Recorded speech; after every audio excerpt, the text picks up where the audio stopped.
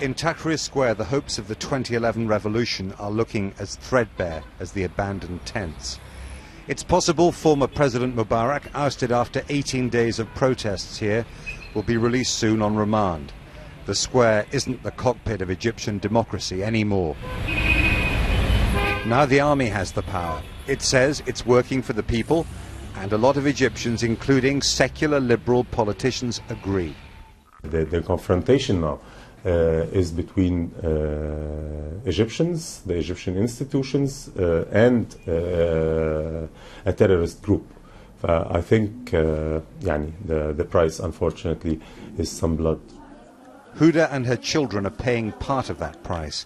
Her husband, Mohammed Kamal, a member of the Muslim Brotherhood, was one of hundreds killed when the security forces broke up their occupation of a Cairo district last week. My son asked me, what will we do after Dad's death? I replied that we will keep on protesting and we will continue what he started because he was on the right track. Mohammed Badir, the spiritual head of the Muslim Brotherhood, is the latest of its leaders to be arrested on local TV. Like all the Brotherhood's leaders, years in jail before the revolution didn't change his views. The uprising against the old regime in 2011 was supposed to give Egypt a new start. But for many Egyptians, it's feeling now like the old days before the revolution. On the 28th of January 2011, clouds of tear gas rolled off the Castronil Bridge as protesters battled their way into Tahrir Square. Among them was a man called Omar. We walked across the bridge again, but he didn't want his face shown because he feels the police state is back.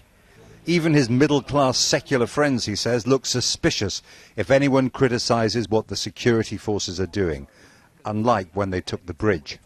We were angry that day. I wanted freedom, no military. I remember very well. And what have you got? The exact opposite. No freedom and military. The Egyptian military and the politicians who support them say there's only one thing you really need to know about what's happening here.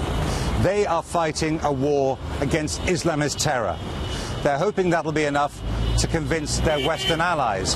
But on the other side of Egyptian politics, that's dismissed as a cover-up for a ruthless campaign to break the power of the Muslim Brotherhood.